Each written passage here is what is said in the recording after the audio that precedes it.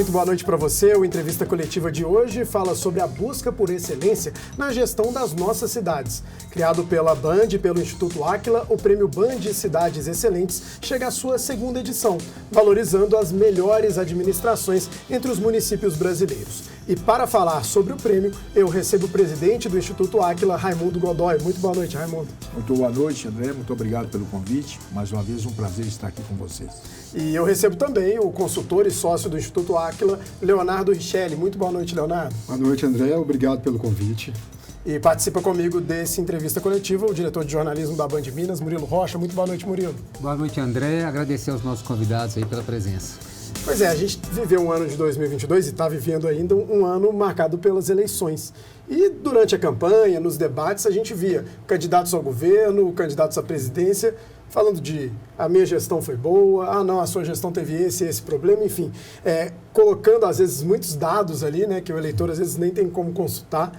A minha primeira pergunta é, tem uma maneira objetiva de dizer uma gestão é boa, uma gestão é excelente, uma gestão é regular? Existe essa ferramenta?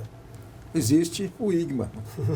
O IGMA ele exatamente trata com muita precisão de indicadores que transformam os municípios.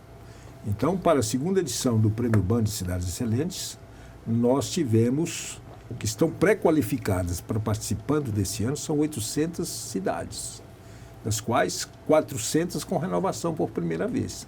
Então, a gente nota um progresso enorme em relação à primeira edição do Prêmio Band. Então, o que acontece? Você pode naturalmente, quer dizer, a plataforma, ela classifica a evolução da gestão através dos indicadores. Agora, Raimundo, Leonardo, eu queria que você contasse um pouco para o nosso telespectador sobre esse segundo Prêmio Band Cidades Excelentes, né? A gente fez o primeiro no ano passado, ainda durante a pandemia, agora vamos fazer uma edição ampliada, né? Quais são as novidades, quais são os critérios, há novidades na avaliação, há novas categorias para serem julgadas, avaliadas? O que traz de novo essa segunda edição do Prêmio Band Cidades Excelentes? Ótima pergunta, Murilo. Passamos de 39 para 62 indicadores. Reforçamos o pilar governança, eficiência fiscal e transparência, que esse é o essencial. Passou de 7 para 15 indicadores, porque o gestor democraticamente eleito ele tem que governar. Então, nós demos uma ênfase muito importante. E introduzimos o pilar sustentabilidade, que é a garantia do planeta para o futuro, as novas gerações, com 9 indicadores. Então, hoje o prêmio está muito mais robusto, quer dizer, o gestor público de fato tem um sistema, uma plataforma que ele pode consultar e fazer a diferença. Só para as pessoas entenderem, quando fala, por exemplo, o prêmio, a categoria transparência, tem tantos indicadores. Que indicadores são esses? Como é que vocês podem explicar um pouco melhor esses indicadores? O que é importante? O prêmio é composto de seis pilares, que é o primeiro pilar, que é essencial, que é eficiência fiscal, transparência e governança. E depois eu tenho os demais pilares, que é onde eu invisto o resultado desse primeiro pilar, que é educação, saúde, infraestrutura e mobilidade, sustentabilidade e desenvolvimento socioeconômico. Então, cada um desses pilares compõe o que a gente chama de ciclo virtuoso da geração de valor dos municípios. E cada um desses pilares vão ser premiados em função dos municípios que apresentaram o melhor desempenho. Então, o que a gente tem de novidade nesse indicador no Brasil, né? É um indicador para cada cidade, para cada pilar. Então, eu consigo comparar as cidades, identificar as boas práticas e identificar também a sua evolução.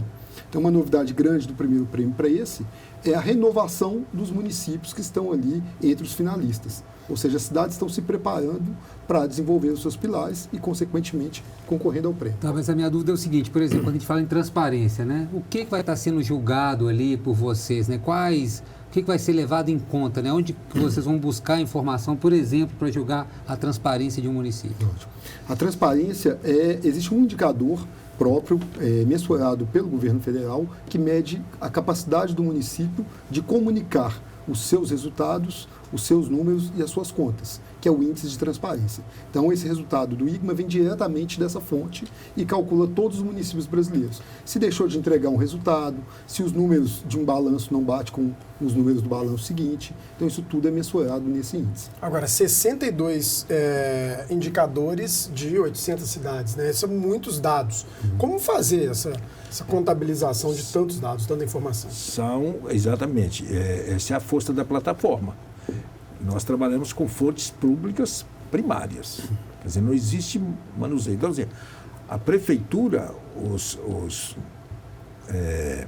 administradores da prefeitura inserem esses resultados nessas plataformas e nessas fontes primárias, e a nossa plataforma busca esse dado lá e trata ele. Então, o que é que nós temos? Muitos dados, pouca informação e pouco conhecimento. O que é que a plataforma do IGMA faz? Ela traduz esses dados em informação e conhecimento, de tal maneira que todas as cidades, 5.570 cidades brasileiras, estão concorrendo automaticamente ao prêmio. E a partir daí, olha o que aconteceu, Murilo, em relação ao ano passado. Nós temos 25 mil usuários e 250 mil consultas na nossa plataforma. Então, quer dizer, você vê que todos estão procurando entender e estão usando. Sejam gestores, a própria empresa, a sociedade, né? A sociedade civil como um todo, estão utilizando todas essas informações. Era um número que nós agora colhemos para fazer uma avaliação se de fato tem interesse em consultar a plataforma, e de fato tivemos essa grande surpresa. Então, hoje, se o cidadão comum quiser avaliar se a cidade dele está indo bem, se o gestor está fazendo um bom trabalho, a plataforma do IGMA sugere já esse resultado imediatamente. Porque é tudo aberto ao público. Tudo aberto ao público. Agora, Raimundo, imagino que após o primeiro prêmio, que a gente fez no ano passado, né, em parceria, houve maior interesse dos prefeitos. Como é que vocês percebem isso? Vamos lembrar que 2 municípios mineiros, né, Nova Lima e Lavras, que ganharam regionalmente, também foram premiados nacionalmente, né? Como é que os prefeitos... isso motivou os prefeitos, essa premiação? Vocês percebem isso? Primeiro que eles estão realmente inserindo os dados nas fontes públicas de forma correta. Esse é o primeiro ponto. Mas a coisa mais importante é a inscrição de projetos estruturais de melhoria. Porque eu tenho um indicador, por exemplo, um indicador da saúde, que eu estou fazendo um investimento específico, mas ainda não tenho o resultado. Mas posso inscrever aquele projeto. Isso é avaliado pela empresa de auditoria e aumenta pontos naquele indicador. Então, nós passamos de 240 projetos em 2021 para 508 em 2022. Então, você vê mais que o dobro em relação aos interesses, quer dizer, do primeiro prêmio para a segunda edição. E a importância é que esses projetos se tornam boas práticas. Então, o município está apresentando um projeto, o que ele está fazendo de bom na saúde. E isso pode ser exportado para outros municípios do Brasil. Eu queria só não perder esse ponto que o senhor falou, a questão, todos os resultados e projetos são auditados, né? Porque às vezes os podem ficar desconfiados, isso é coisa da Band, não sei o quê. Todo passa para uma auditoria, né? Todos os resultados são certificados, checados, né? A Band contrata uma empresa independente para avaliar os projetos. Quer dizer, o sistema, a plataforma IGMA é pública. Sim. Mas a prefeitura inscreveu um projeto, é uma empresa independente contratada pelo Grupo Bandeirantes para fazer a avaliação daquele projeto, se ele tem sinergia com aquele indicador. E aí dá uma classificação e aumenta a pontuação daquele indicador. E depois disso tem uma empresa de consultoria, de auditoria independente que faz a auditoria final de todo o sistema para não ter nenhum tipo de surpresa, quer dizer, nenhum tipo de questionamento. O aumento do número de cidades participantes, o aumento do número de projetos apresentados, acho que já são dados que indicam essa resposta. Mas deu para perceber, assim, é uma cidade muito bem avaliada, vamos colocar aí Lavras, que foi até premiada nacionalmente na primeira edição. Até no entorno, prefeitos que se conhecem, há uma troca, dá para perceber como um todo, assim, as cidades procurando serem melhores aí em termos de gestão? Eu acredito, né, Leonardo, que Lavras recebeu muitas visitas de prefeitos vizinhos, não é isso? Exatamente. A prefeita lá, ela nos informou que foi muito visitado. Isso. Mas será que Lavras repete o mesmo resultado do ano passado? Será que alguma cidade não reagiu de tal maneira que tirou o posto de Lavras? Quer dizer, essa é a dúvida, né? Saudável, né, Leonardo? A grandeza do prêmio é esse, né? Os prefeitos, então, estão se movimentando. A gente teve muita procura antes desse momento final do prêmio de pessoas da prefeitura querendo entender como é que calcula o indicador, como é que ele melhora esse indicador. Então, ao longo desse último ano, muitas cidades melhoraram seu resultado em função das ações dos projetos que fizeram. Então, Lavras, que era uma referência, agora podem surgir novas, né? Mas uma coisa importante, foram entregues 7 mil exemplares na primeira edição do livro. 7 mil. Se são 5.570 cidades, é sinal de que cada uma recebeu. Então, isso é um dado importante, quer dizer, para mensurar e entender a metodologia, né, Leonardo? Agora, senhores, a gente sempre entrevista muitos prefeitos aqui e é quase que um samba de uma nota só a questão da falta de recursos. Os prefeitos estão sempre chorando a falta de recursos. Acredito que vocês devem conviver muito, né, vocês convivem com os prefeitos, devem ouvir muito isso, né, a reclamação de poucos recursos. Mas quando a gente pensa em gestão, em excelência de gestão, é falta de recurso ou é falta de planejamento para aplicar o recurso mesmo quando ele não é tão alto? Bom, é o seguinte, por essa razão que o primeiro pilar ele é essencial para que as coisas funcionem, que é a governança com eficiência fiscal e com transparência. Então, quer dizer, o gestor, por essa razão, quando você pega a bibliografia, ele diz assim, olha, você tem que ser um produtor de resultado, porque senão você não melhora o seu município. Então, você tem que ter eficiência fiscal. Então, o recurso, você tem que fabricar recurso novo. Não é isso, Leonardo? Exato. E quando a gente constrói com o gestor e com o prefeito um sistema de gestão da prefeitura, o primeiro ponto é esse. Antes mesmo de definir quais projetos implementar na cidade, quais são os recursos. Como é que eu economizo, como é que eu busco eficiência para depois escolher os projetos que eu vou implementar e melhorar a vida do cidadão. Então, o primeiro ponto é o seguinte, a eficiência. Como que eu fabrico dinheiro novo, recurso novo. Não é, Leonardo? Exato. Para depois trabalhar a eficácia. Quais os projetos estruturantes que eu vou modificar a cidade. Então, já é eficácia. Então, quando você começa a treinar a equipe de uma prefeitura, separando a eficiência da eficácia, as coisas começam a funcionar de maneira fácil. Até como obter recursos para aquele projeto, né? Porque às vezes os prefeitos nem sabem como, às vezes há recurso destinado e nem sabem que há a possibilidade de obter recursos. Ele consegue pesquisar onde tem recurso, Murilo, mas ele não tem o projeto e não tem o recurso necessário da prefeitura para fazer a contrapartida. Porque todo recurso que vem, ele tem que dar a contrapartida. Tem que ter a contrapartida do município. Então, a importância do gestor que sai na frente é aquele que já faz isso no primeiro ano. Que no primeiro ano trabalha a eficiência e nos demais anos gerencia os projetos que implementa dentro da cidade. E o cidadão que vive nessas cidades, como é que ele percebe essa mudança? O cidadão voltando ao exemplo da primeira edição, né? O cidadão de Nova Lima, cidadão de Lavras, de outras cidades que foram valorizadas, ele percebe no dia a dia dele que, de fato, a vida dele está melhorando por uma gestão eficiente? Bom, é uma pergunta muito interessante, então, Leonardo. Exato. Como você responderia assim, Leonardo? Como é você que está mais na operação, vamos assim dizer. Como é que ele consegue, principalmente, perceber a presença? A gente fala que é na cidade que a gente percebe a presença do Estado. Né? Porque é ali que a gente anda na rua asfaltada, vai ao posto de saúde, leva o aluno na escola. Então, quando eu pego o pilar e entendo qual é o nível da minha cidade, se ela está, o quão distante ela está da excelência, eu entro nos indicadores. Então, por exemplo, quando a gente entra na educação, eu posso olhar, por exemplo, evasão, ou seja, quantos alunos estão entrando e não estão completando o ensino, o custo do investimento no ensino na cidade e, principalmente, por exemplo, a nota do IDEB. Então, ali eu consigo perceber se a escola daquela região, daquele município, é uma escola excelente para os meus filhos estudarem. Então, ele percebe a partir daquele ponto. Na saúde, a mesma coisa. Então, quantos leitos hospitalares tem, qual que é o tamanho da fila de atendimento, como é que está a questão da vacinação do município. Então, eu percebo, através dos indicadores, que traduzem o dia a dia do cidadão.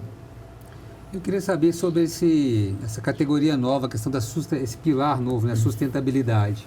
O porquê da inclusão? Vocês sentiram essa urgência? É um debate, vamos dizer, mundial hoje, né, essa questão da sustentabilidade. E aqui em Minas, vamos pensar nos municípios mineiros, parte deles tem a questão da mineração. Né? Então, eu queria saber de onde nasceu essa urgência, inclusive, para incluir esse novo pilar. A ONU definiu 17 objetivos sustentáveis. 17. O que fazer para que o planeta seja melhor para as futuras gerações. Nós aqui introduzimos sustentabilidade, o como fazer. Então, quer dizer, por que nós colocamos a importância que tem de melhorar o planeta para as futuras gerações? Então, são 9 indicadores que estão conectados com esses indicadores, com esses objetivos da ONU, para dar o caminho de como buscar essa melhoria estrutural. Mas importante, Murilo, é que nós temos um novo marco regulatório, que parece 2030, 2033, nós temos que ter o saneamento básico, quer dizer, a sustentabilidade do saneamento básico é o marco do saneamento, não é isso? Isso, é como se a gente pensasse o seguinte, né? A cidade tem que ser excelente hoje, mas também amanhã. Então tem que preparar a sustentabilidade, vem muito nesse sentido, de preparar a cidade para a sua excelência contínua. Um exemplo prático, eu vou construir hoje uma escola nova, eu já vou construir com o máximo de luz solar, Isso. com o máximo de luminosidade, com coleta seletiva, Com o máximo de tecnologia. com máximo de tecnologia, o mínimo consumo de recursos naturais, quer dizer, eu já tenho que preparar essa escola para 2030, o bebê que está nascendo hoje, porque ele entra com outra visão, ele entra completamente digital, enquanto a escola não pode ser analógica. Então, tudo isso é para orientar os investimentos de visão de futuro. Eu fiz essa pergunta até pensando aqui em Minas Gerais, né, com essa questão da mineração, que é uma riqueza do Estado, mas às vezes você vai nas cidades mineradoras, são cidades pobres, né, assim, que não conseguiram reverter esses recursos, né? Então, acho que essa discussão é uma discussão urgente aqui, inclusive, para o Estado, né? Inclusive, o Oriente Médio criou o Fundo Soberano após a crise do petróleo da década de 70, o Fundo Soberano. Quer dizer, acredito que as cidades mineiras, ou as cidades brasileiras que estão conectadas com a mineração, não criaram o Fundo Soberano. Então, agora, o minério não dá 2 vezes, não é isso? Como o petróleo também não dá 2 vezes. Então, tem que preparar para o futuro. Eu acredito que esse Fundo Soberano ainda não é uma coisa que funcione de maneira clara para projetar o futuro. Por exemplo, o Oman, ele está hoje trabalhando no Oman 2040, com investimentos estruturais, prevendo não ter mais o petróleo. Então, como que eu vou garantir que a nova geração, as novas gerações, tenham uma situação muito melhor do que hoje, com outras fontes de recursos? Tá certo, vamos fazer o seguinte, vamos fazer um rápido intervalo e a gente volta em 3 minutinhos com a sequência e a reta final da entrevista coletiva. Não saia daí.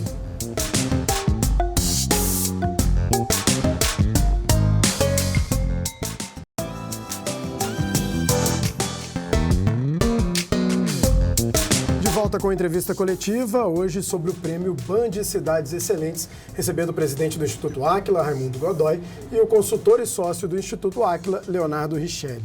Nesse ano de 2022, a diferença com 2021 é um ano eleitoral. Muda alguma coisa? O ano de campanha, em termos financeiros para as prefeituras? Tem alguma diferença até nessa avaliação? Não notamos assim muitas diferenças, não, porque a gestão continua funcionando, não, Leonardo? Isso. A gestão dos municípios, a gente percebe uma continuidade, né? O prefeito chega agora no seu 2º ano de mandato, o prefeito de primeira vez, então ele já implementou algumas melhorias e agora ele está preocupado em implementar os seus projetos. Então a gente percebe uma continuidade. Teve esse período aí de eleição que aí teve uma certa dedicação, mas a gente tem visto um certo foco na nova gestão dos prefeitos. De fato, o prefeito sai para ajudar na eleição, Exato. Quer dizer, os seus deputados, etc. Mas a estrutura continua trabalhando de uma maneira normal. Exato. Então não influencia muito assim uma eleição assim para governador, deputado, etc. Na administração assim local não sentimos essa diferença assim, sabe? Eu queria que o senhor fizesse uma avaliação, pensando aí pela experiência, né, do livro que vocês já escreveram e do primeiro prêmio e até na sua atuação junto aos municípios.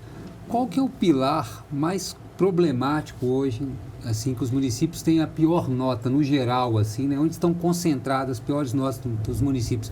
Qual o pilar? E qual que vocês reparam também que tem evoluído mais de forma assim, positiva, que eles têm conseguido progresso? Da inscrição de projetos estruturais, Murilo, esse ano, o pilar que mais inscreveu foi saúde e bem-estar. Dos 503 projetos, 135 saúde e bem-estar. Saúde e bem-estar. Que é hoje o mais, que em função da pandemia, sofreu muito. Então nós sentimos, né, quer dizer, todos sentiram que a saúde e bem-estar não estava preparada para dar o primeiro atendimento aos seus munícipes, não? E essa foi a preocupação principal das prefeituras no último ano. Então, consequentemente, eu tenho mais projetos, novos projetos nessa área para poder organizar. Agora, historicamente, o pilar que o Brasil precisa mais desenvolver é o da infraestrutura. Ainda é o da infraestrutura, né? Então, esse é um pilar que as cidades precisam ainda trabalhar para transformar o país.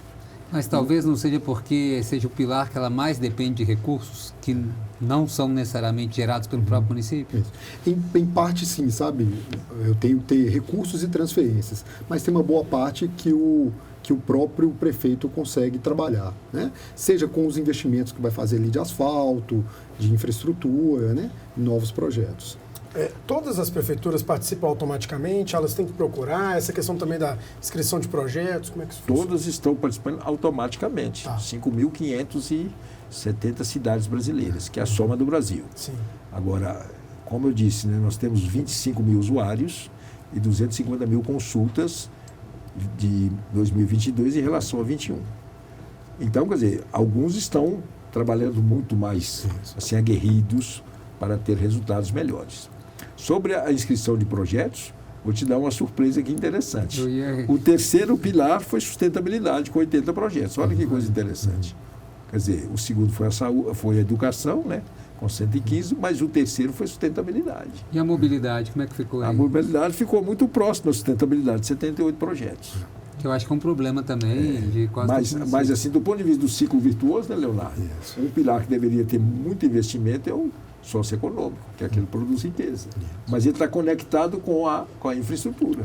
Então, muitas vezes eu tenho uma oportunidade de gerar emprego, gerar renda, mas a infraestrutura não ajuda.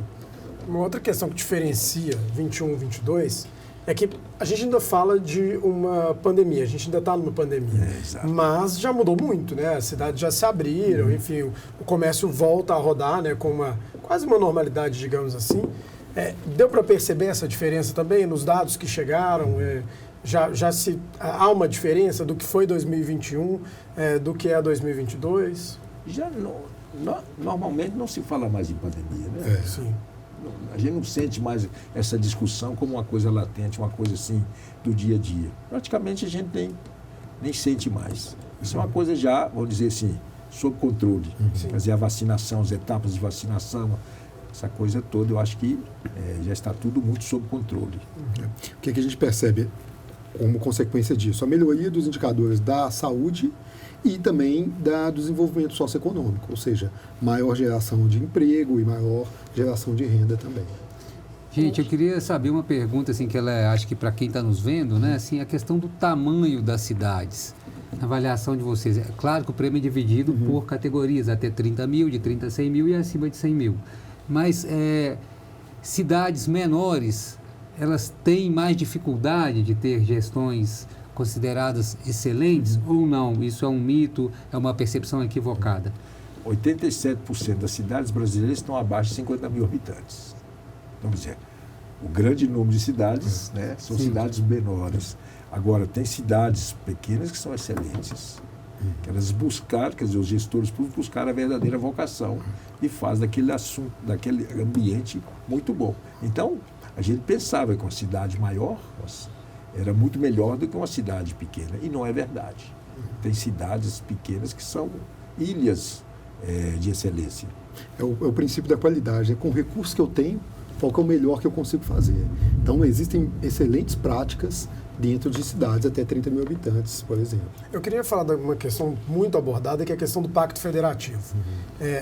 A gente usa transporte público, escola, hospital na cidade, mas o maior volume de recursos ele está na federação.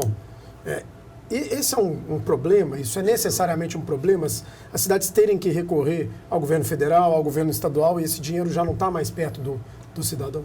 Existe uma grande discussão de mais Brasil e menos Brasília. Sim. É uma discussão estrutural que precisa ser enfrentada e resolvida. De fato, esse assunto de ficar dependendo de muitas verbas federais para investir no município, isso demora muito, é muito lento. E hoje o ambiente exige maior velocidade. Então é um assunto que tem que ser enfrentado. E a sua pergunta é pertinente. Até quando será assim? Mas hoje as cidades precisam ter uma maior autonomia. Por essa razão que a gente reforça muito o pilar essencial de governança. Como que eu governo o meu município com muito pragmatismo? Como que eu faço acontecer dentro dos recursos que eu tenho? A gente faz uma avaliação que é a capacidade do município de gerar receita própria versus o que ela recebe de transferência. Justamente para isso, para criar uma autonomia fiscal no município.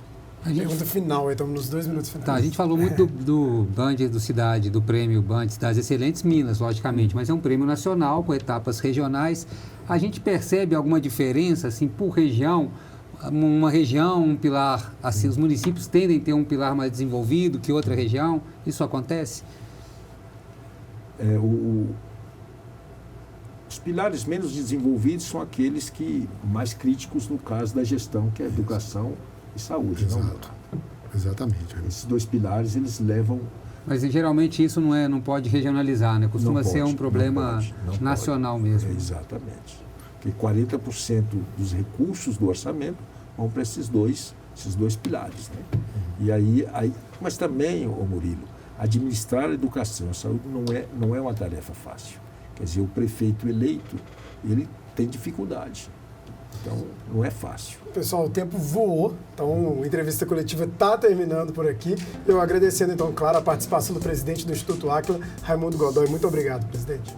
Eu que agradeço a oportunidade, só para falar da 2ª edição do livro Cidades Excelentes. Está 30% mais gordo. Mas muito obrigado, Murilo, André, pela excelente oportunidade de estarmos aqui mais uma vez. Muito obrigado, Leonardo Richelli. Boa noite para você. Obrigado, André. Obrigado, Murilo. Obrigado por fazer parte desse debate. Valeu, Murilo. Até a próxima. Até a próxima. Só convidar para o dia 13 de novembro do nosso prêmio aí, Band Cidades Excelentes. 13 de novembro, etapa estadual, a premiação estadual, e no dia 4 de dezembro, a etapa nacional e também com o lançamento do livro. Muito obrigado pela sua participação. Para conferir este e todos os programas da Band Minas, acesse a nossa página no YouTube. Um grande abraço e até a próxima.